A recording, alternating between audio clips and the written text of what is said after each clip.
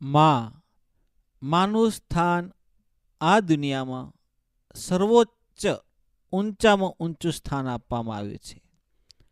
અખિલ બ્રહ્માંડમાં વિચરતી અલૌકિક શક્તિ, આ બ્રહ્માંડમાં એવી કોઈ શક્તિ છે કે જે ગણી ન શકાય, માપી ન શકાય કે ઓળખી ન શકાય એવી આ શક્તિ છે. અને આ શક્તિ બ્રહ્માંડમાં વિચરતી હોય છે. આદ્ય શક્તિના અનેકો સ્વરૂપ છે, એમાંનું આ એક સ્વરૂપ મેલડી માનું છે. અને જે મેલડી માની ભક્તિ કરે છે, પ્રસન્ન કરે છે, એવા ભક્તોને માથે મેલડી માની સદાય કૃપા વરસતી રહે છે. ભક્તોનો એવું માનવું છે કે મેલડી માની કૃપા જેના ઉપર થાય, એમની અમી દ્રષ્ટિ જેના ઉપર પડે, એનું ભાગ્ય, એનું કિસ્મત અને એનું નસીબ બદલાઈ જાય છે. એનું જીવનમાં એટલી બધી પ્રગતિ, એટલું બધું અજવાળું કે કોઈ કામ અટકે નહીં, કોઈ કામ બગડે નહીં. અને જે કરે એ પહેલાં થઈ જાય, બોલે એના પહેલાં એમને સંકેતો મળી જાય. એવી ભક્તો ઉપર મેલડી માની કૃપા હોય છે. એમનું જીવન ધન્ય બની જાય, એમનું જીવનમાં અજવાળું થઈ જાય, આ મનખા અવતાર પાવન થઈ જાય. એવા મેલડી માના સંકેતો આવા ભક્તોને, આવા સેવકોને, આવા લોકોને એમના શરીરમાં, એમની આજુબાજુમાં એમને એવા સંકેતો મળે છે જેનાથી એ જનકલ્યાણ માટે સારો એવો પ્રભાવ કરી શકે છે અને એમનું જીવન ધન્ય બનાવી શકે છે. તો મિત્રો, જાણીએ કેવા લોકોના મનમાં, કેવા લોકોના તનમાં, કેવા લોકોના શરીરમાં મેલડીમાં પ્રસન્ન થાય છે કે જેમણે જનકલ્યાણ માટે સારો એવો ભાવ હોય છે. તો મિત્રો, સ્વાગત કરું છું મા વંદના યુટ્યુબ ચેનલમાં.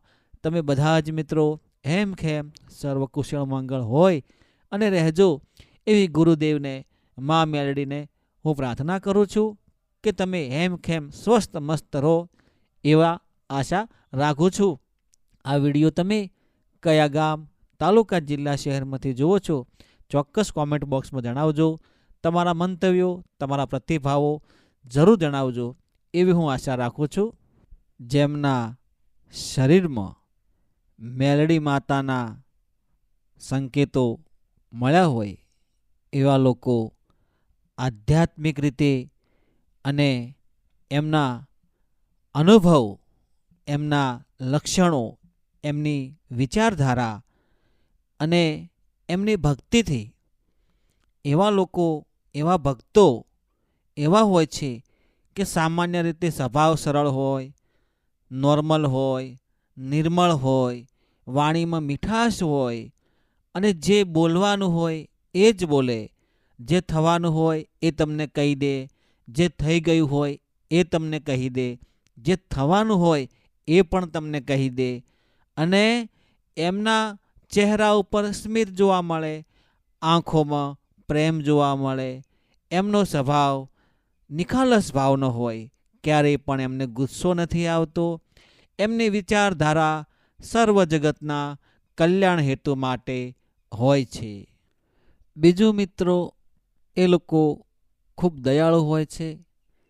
પોતાનું જીવનમાં એમણે જે ગુણોથી માતાજીને રીઝવ્યા છે, જે ભક્તિથી માતાજીની કૃપા મેળવી છે, તો બાકીનું જે જીવન છે એ જનકલ્યાણ માટે વાપરતા હોય છે.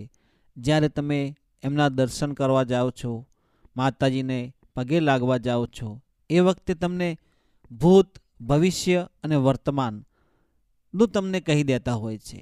અને જ્યારે તમને કહે છે એ બધું સત્ય જ હોય છે, કારણ કે એમના અવચેતન મનથી માતાજી સાથે સીધો સંકેત હોય છે. કારણ કે એમને કઠોરમાં કઠોર ભક્તિ કરી અને આ સિદ્ધિ મેળવેલી હોય છે. અને ન કોઈને કહે કે ન કોઈને જાણે કે ન કોઈને પીછાણે, સર્વના હેતુ માટે, બધાના માટે એક જ સરખો ભાવ, પ્રેમ, લાગણી રાખે છે. એમના સિદ્ધાંત એવો હોય કે જનનું કલ્યાણ થાય. પશુ હોય, પ્રાણી હોય, પંખી હોય, કોઈ પણ જીવ પ્રત્યે દયા હોય. અને એમનું જીવન જ જન કલ્યાણ માટે હોય છે.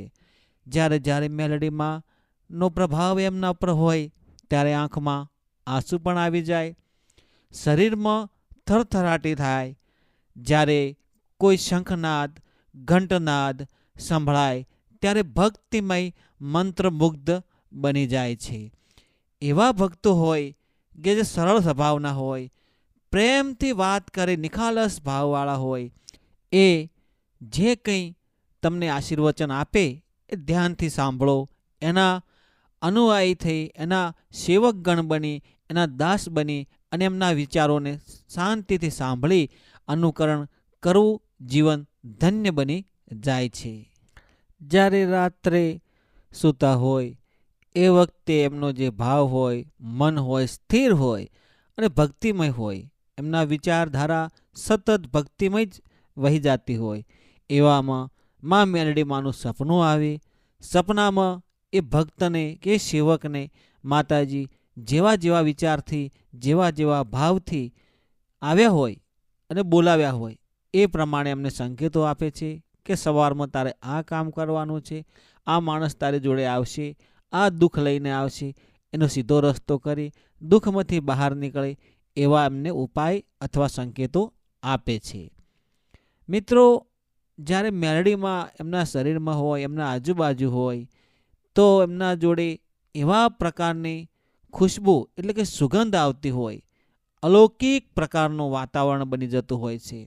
જેમ કે તમે ગુગળનું ધૂપ કરો, કપૂર સળગાવો છો અને કેવું ઘરનું વાતાવરણ મંત્રમુગ્ધ સુગંધવાળું બની જાય છે, એવી અલૌકિક પ્રકારની એક શક્તિ આજુબાજુ એમના જોડે હોય જ છે. અને એ શક્તિથી એ લોકો જાણે છે કે આ કામ કરવાથી શુભ થાય, આ કામ કરવાથી આ પ્રકારનું ફળ મળે છે, એ બધું એ લોકો જાણતા હોય છે. જ્યારે જ્યારે તમે આવા લોકોને મળો તો એમને ખૂબ આશીર્વાદ લેજો એમના જોડેથી અને તમારા જીવનને તમે ધન્ય બનાવજો.